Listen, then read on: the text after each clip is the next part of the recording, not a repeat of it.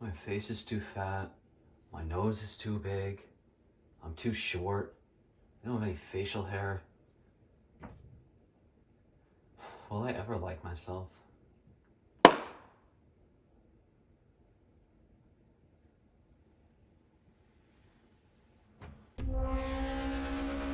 Whoa. What the?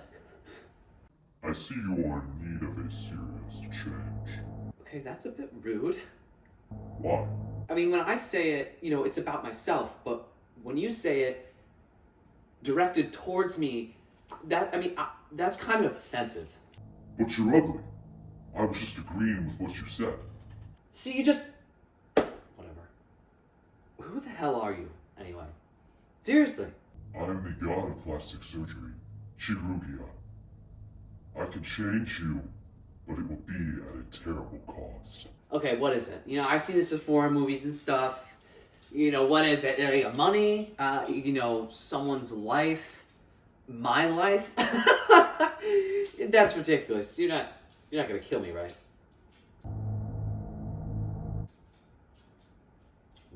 Right?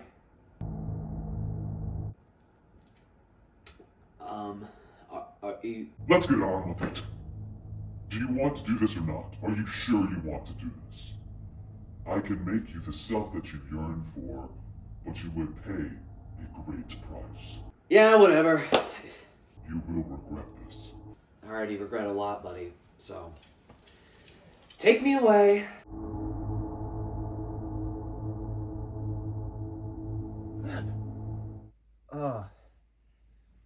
I feel like I've been asleep for years.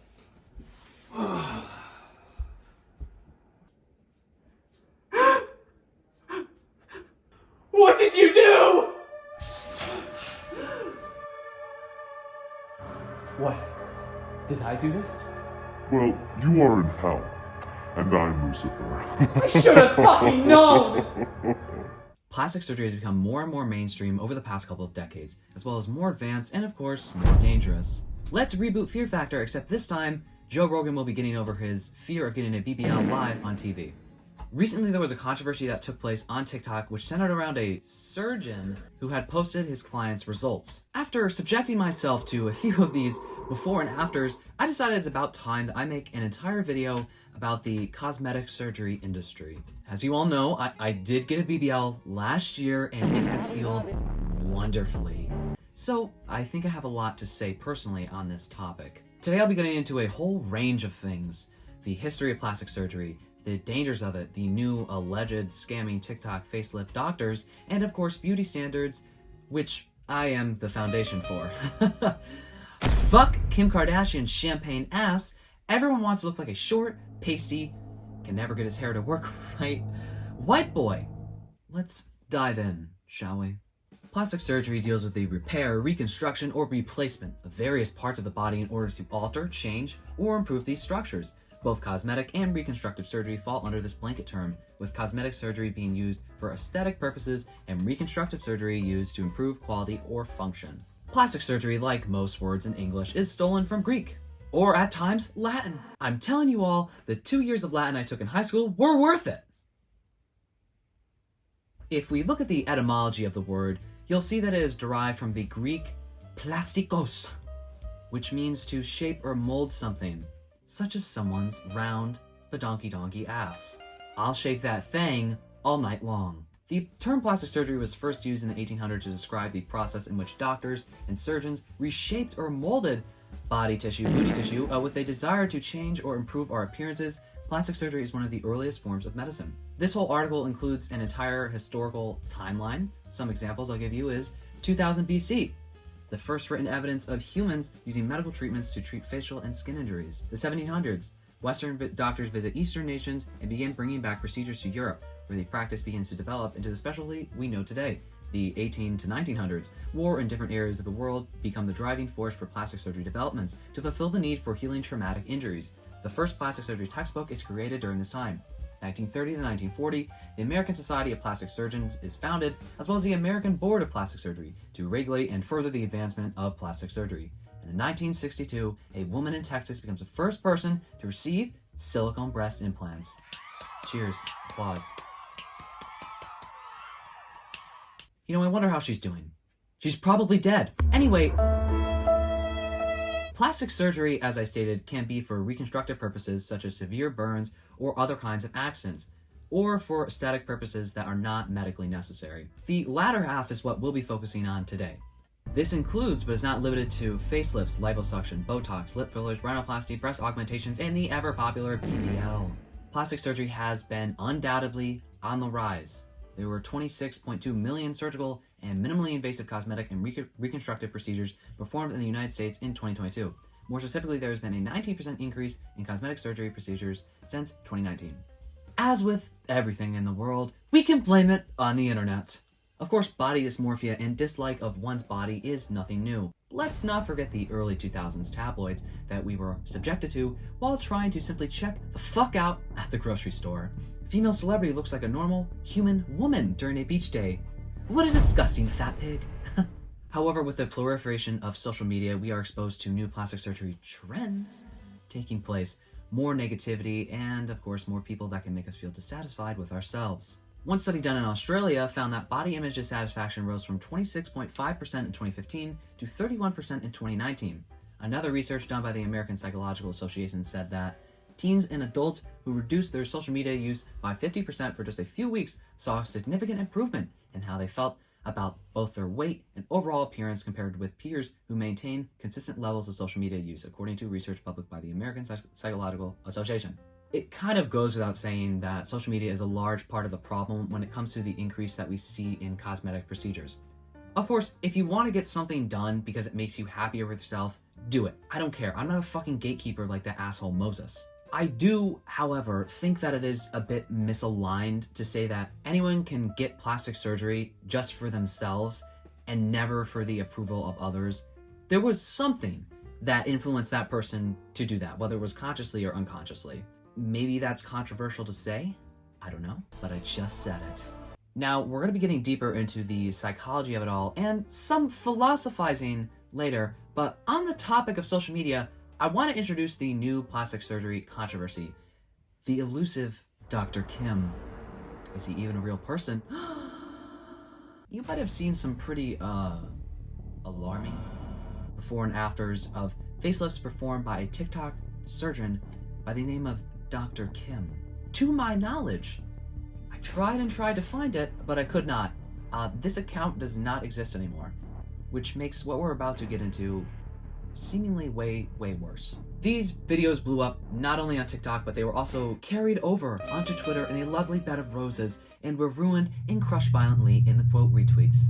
I say this because invariably you had people using these people's less than stellar results to shit on plastic surgery, anti-aging, and to make fun of these people themselves. Oh, well, I prefer to age naturally. I'll never have to look like a Muppet character.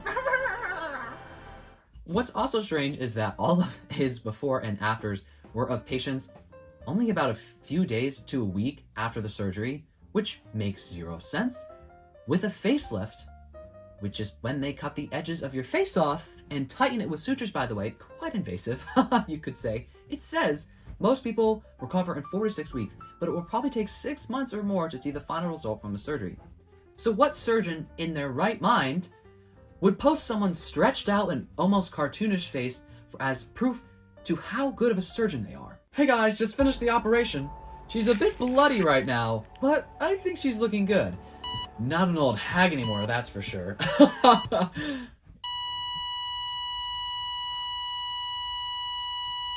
get back to you with results later. The internet sleuths were on to Dr. Kim though, since the videos seemed odd and off-putting to say the least. Almost every woman whose results were shown ended up looking almost the same after surgery. And I'm not saying that in the racist way, no. Their faces seemed like they all went off the same blueprint in the results. It's almost like they lost any semblance of what they once looked like before the surgery. People were subsequently freaked out. More TikTok accounts even started popping up with identical patient videos being posted on them. So I was clicking the hashtags on Dr. Kim's posts, and they led to more facelift surgeries, but by different accounts. And yes, those surgeries also had not so pleasant results. So now we have 2 more accounts to look into, Dr. Sam and Liang, I don't know how to pronounce that, but we'll just call this one Liang. One YouTuber, Tove, did a deep dive into Dr. Kim to try to find out who was actually performing these surgeries and where this plastic surgery center actually was, or if it actually existed.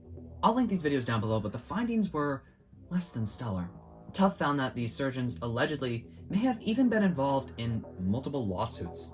Guess what comes up when you look that up? Well, a record regarding the use of inferior drugs by ding ding ding, Shanghai Huzhong Medical Beauty Clinic. On October 25th, 2022, law enforcers conducted an on-site inspection and found that 7 bottles of penicillin for injection and 5 bottles of glutathione for injection had expired. The client held a valid medical institution practice license. Shanghai Huzhong Medical Beauty Clinic Co. Ltd. is suspected of commercial bribery. So now if we look up the other name, the Baihe one in Chinese, it will lead to a report from March 30th, 2016 stating that the clinic was caught by the police for buying large amounts of unauthorized drugs from Korea and Taiwan. If that's not reason enough to not go overseas to a sketchy place to get your face cut off and then put back on, well, I don't know what is. Maybe some more horror stories of people going to shoddy surgeons will deter you. I have no water. Awesome. Traveling out of the country, and in this case, I am specifically talking about people in the US, for plastic surgery is nothing new. But, as we have stated, plastic surgery is on the rise. Therefore, so is traveling for it. This is commonly referred to as medical tourism. We all know, whether you reside here in the US or not, that the cost for healthcare, necessary or not, in the US is astronomically high. Something that I wish I was right now. When I filled out forms in high school for emergencies, I specifically would write on them, "Do not call an ambulance," because I knew I would not have been able to afford to pay for it. So that is an insight as to how my life is. I don't know what else it would be. Because of this, it can be tempting to go to another country to receive surgery, but it is also incredibly risky. Specifically, medical tourism for hair transplants of men have been on the rise the past couple of months, with the cost of the operation being as low as $1,800 US in some places because of currency devaluation and a lower cost of living. Turkey is a place that most men end up going to because that country is often referred to as the leader in hair transplant surgery and hair loss treatments for men, and many men have flocked there for a new head since balding can cause a lot of insecurity in men. Bald! Bald! Bald! My eyes! That's how I feel when I see your bald spot, so you better get to Turkey ASAP. However much on the rise it is, this operation isn't as nearly as risky as other cosmetic procedures that people have traveled for. Many women and men, I suppose, travel to countries like Brazil, Colombia, Mexico, and obviously the plastic surgery capital of the world, South Korea, to get BBLs. Big butt lifts. The number of augmentation surgeries increased by 90.3% between 2015 and 2019, making it the fastest growing plastic surgery procedure in recent memory. Everyone wants to have the ethnic look without actually having to deal with the negative consequences of being a person of color, but that's a topic for another time. Kim Kardashian is considered a pioneer for the large rump in celebrity culture. Let's not forget, though, that many celebrities end up regretting their cosmetic procedures, so can we really trust their results for a reason to get life-altering surgery? For instance, flying too soon after a BBL poses many risks, including blood clots. One of the main and most obvious no-nos after getting a BBL is sitting on your new dump truck, so flying for multiple hours isn't a great idea. But the thing is, you don't even need to fly for BBLs for them to be considered immensely dangerous. BBLs carry the highest risk of all cosmetic procedures, with more than 1 death occurring per 4,000 procedures. Por favor, can I say it correctly or what? The primary cause of this alarming statistic is the risk of fat embolism, where fat enters the bloodstream and can travel to the lungs or brain. If this happens, it can lead to severe complications or even death. Even after all of this, BBLs are still one of the most popular cosmetic surgeries in the world right now. Even if something as bad as a fat embolism, blood clotting, infection doesn't happen, BBLs still have been documented to be incredibly painful and a huge nuisance in terms of recovery. Miami is often referred to as the ground zero for BBLs, with people from America even finding ways around the high cost in the country itself. Can Florida please secede from the United States? Pretty please? The city of Miami, known for its nightlife, also has a bustling chop shop life where the surgeons themselves are even high on cocaine. In the state of Florida, any doctor with a valid medical license can legally perform any surgery on any patient who provides consent. This isn't just in Florida, this is consistent nationwide, says Robert Ashier-esque, the legal counsel for American Society of Aesthetic Plastic Surgery. Unlike other jurisdictions like Canada, which actually have plastic surgery separately identified, in the US, every medical certificate says physician and surgeon. Technically, even psychiatrists are MDs, although they wouldn't be able to get privileges, of course, they'd still be within their legal right to do it. I'll tell you what, I don't need a psychiatrist cutting open my brain. Unfortunately, many people have lost their lives due to shoddy procedures done in these chop shops. Here's a word of advice. If something seems too good to be true, it probably is. Now, I'm not blaming these people who died from this. That's awful that happened to them, and it is 100% the doctor's fault. But I am issuing a warning for you. If you're looking to travel outside or even inside your country to get plastic surgery, you need to be wary. Plastic surgery may be becoming more normalized in culture, but it is still surgery. You need a qualified surgeon and accurate? You need a qualified surgeon and adequate time to heal. Some major red flags when looking to book an operation may be not being able to meet with a surgeon before the operation, the price being too cheap, the facility looking less than stellar, or the surgeon and cosmetic center having few or none or negative reviews online. I don't say all of this to freak you out. Oh, don't get that BBL, you bitch. No, I just want to remind everyone that stuff like this should be seriously considered. You shouldn't get a cosmetic procedure simply because your favorite influencer got one and you want to look just like them. BBLs and hair transplants are not the only procedures that are being popularized online. About a year ago, we saw the sudden rise in buccal fat removal surgeries, which also prompted a wave of people online strutting their feathers about how they would never get a surgery that makes them look like a half-dead corpse. Many people started theorizing on which celebrities have gotten this surgery, since there is no way their cheekbones look that stellar naturally. Matt Rife, I'm looking at you, brother. This surgery, like many others, has been considered a trend because women, and it's mostly women's bodies, are highly scrutinized. Face is too fat, cut it off! The fact that plastic surgery or body types can be considered a trend is alarming in itself. Buccal fat is a deep fat pad found between your cheekbone and jawbone, says Dr. Catherine Denning, advised aesthetics doctor. Its purpose is as cushioning and protection of the deep structures of the cheek. While everyone has buccal fat, it varies in size from person to person. If your cheeks are fuller, you more likely have more buccal fat. Well, let me tell you, I got a lot of it. Why are we still here? Just to suffer? This surgery is done to enhance the jawline and cheekbones, making the face look less fat. Unfortunately, this surgery can also age you tremendously, since a fat face is often considered a sign of youthfulness. The other thing about this surgery is that it is not reversible. You cannot grow back your buccal fat, and as far as I know, you can't get filler back put into the place where the buccal fat got taken out. The familiar justification for plastic surgery trends is that it's all about choice, but honestly, I feel fatigued by this defense. Yes, you can choose to have the fat sucked out of your cheeks, but that doesn't mean it's an inherently empowering decision or that it's something we should accept without criticism. In a month from now, maybe even less, we will see a new surgery that you need to get, lest you be an ugly fat whore for the rest of your life. If you truly have thought about something, contemplated, and believe it's something that will make you more confident in yourself, go for it. Again, I'm not a gatekeeper. However, maybe you should try developing a better acceptance of yourself before cutting the fat out of your face or whatever, because I hate to say this, surgery will not make you like yourself. It is not a quick fix for your insecurities. These trends are constantly going up and down, with the idea for what's attractive for both genders also constantly fluctuating.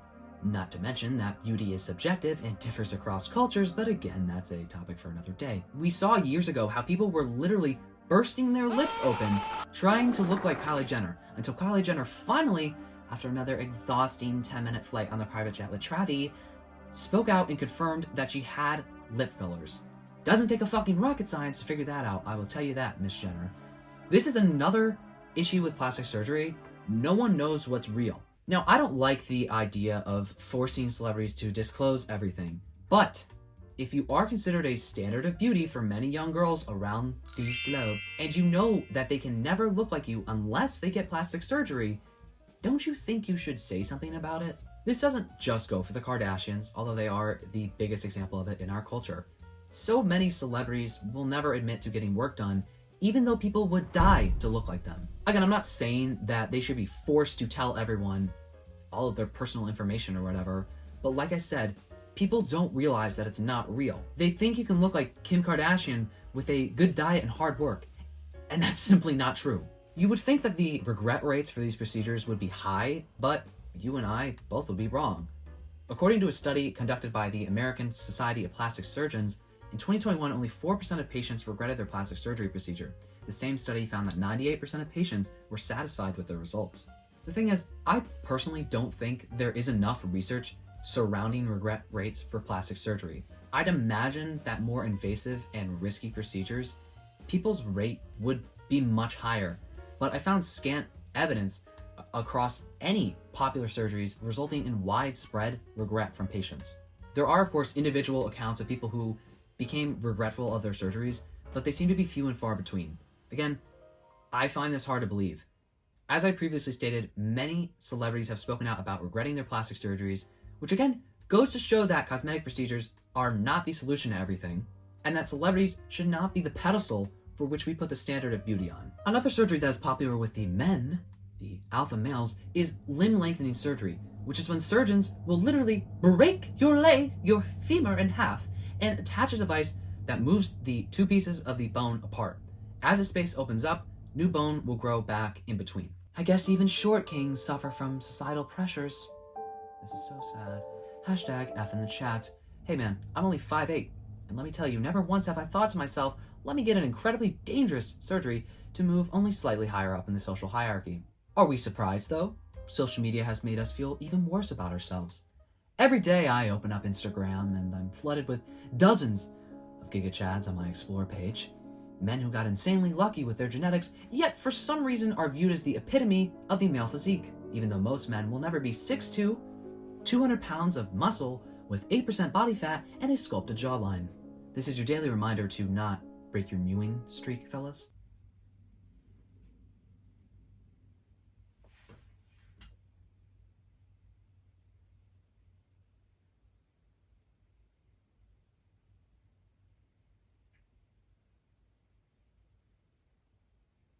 Of course, the same goes for women. In fact, it's more prominent for women. Most women will never have a ginormous ass, a 20-inch waist, and double D's on top of all that, literally. Or is the objective to look like a starved Victoria's Secret model? I don't know anymore. At least men's unrealistic expectations have stayed relatively the same over the past few decades. On the other hand, women have a new thing they need to be insecure about day after day. You need to get this earlobe surgery to reduce the size of them so that you don't look like a saggy old man. Ugh. Just, I didn't even know I needed to be insecure about that. One popular surgery for the female is called a labiaplasty, which is surgery to reduce the size of the labia minora, the flaps on either side of the vaginal opening, because God forbid a woman has vagina skin. Again, I'm purely speaking about the surgery in aesthetic procedures, not medically necessary ones. Women have skin around their vaginas. Ladies, you should not feel insecure about something as silly as that, but unfortunately many do. You might have seen a surgeon get absolutely hounded on Instagram Reels because she used literal roast beef to market this surgery to young women. The idea that someone could be a surgeon and act as if one thing is better than another is sickening to me. Yet this is incredibly common online. Many plastic surgeons post videos that should honestly get them disbarred, or whatever the medical equivalent term for that is. I don't know. They make weird videos about celebrities guessing whether they have plastic surgery or not, which I don't entirely think is a bad thing, because like I said, people deserve to know whether these standards of beauty have had work done. But on the other hand, it is kind of invasive and unnecessary and might come across as shamey in some ways. Sometimes I've even seen very popular doctors on TikTok make fun of patients' results. which we saw plenty of them do when the less than stellar Dr. Kim before and afters blew up online. Oh, what a good-looking older gentleman. He kind of reminds me of one of my neighbors growing up. They're pulling on his cheek. What happened to his face? Oh, what a beautiful young woman. I think she may have had a little bit of work done of her upper eyelids, maybe her lower eyelids too. What beautiful young woman. What? While some plastic surgeons online are fighting the good fight against medical misinformation, etc., others are not doing as much. Not that long ago, there was a plastic surgeon who was dead set on making videos on how they would fix certain celebrities' faces. The most notable example of this surgeon's TikToks was Stranger Things star Natalie Dreyer. In the unsolicited video, the surgeon proceeds to point out the quote-unquote worst parts of Natalia Dreyer's perfectly fine face, and then do a horrifically bad job at photoshopping her face, ultimately turning her into a character of herself. And then we'd get in there and do a little bit of Botox. I'd give her a nice brow lift to help open up her eyes. All right, let's see what the final product would give us. Ta-da! All right, how do we like my Photoshop skill? Doctors on social media are a whole other beast to tackle, so I'm just going to leave it at that. While plastic surgery can be seen as an empowering elective choice, it can also be seen as becoming increasingly more harmful as it becomes more normalized online. With beauty standards changing every day and youths feeling pressured to fit into these standards, people are prone to getting life-altering surgeries without even fully thinking about them beforehand. And with no prerequisite needed to get them, or even to perform them in some cases, I think we will see an increase in regret rates and failure for these surgeries. Please fully consider what you're doing and why you're doing it before getting a cosmetic procedure. Just remember, you're perfect just the way you are. And with that, I'm out. God, I wish I had a six-pack. Anyway, that's it for me, and that's it for this video. Let me know what you all think about plastic surgery online, the increase of it, TikTok, and how that ties into plastic surgery. I don't know, anything you want to comment about this video, please comment it down below. Yeah, anyway, hope you all enjoyed this video. If you like this video, please give it a thumbs up. If you like me, you can subscribe. I post comedy and commentary videos every Sunday at 12 p.m. Eastern, so if that sounds like your thing, make sure to subscribe and turn the notification bell so you know when I post a video, partner. Again, I really hope you all enjoyed this video. And what's more important is I hope I see you in the next video. I better fucking see you in the next video. Alright. Bye. I don't ever slow up, no I don't take shit. I got no love for the fakeness. If you wanna play tough and wanna hate this, I'll always show up and make a statement.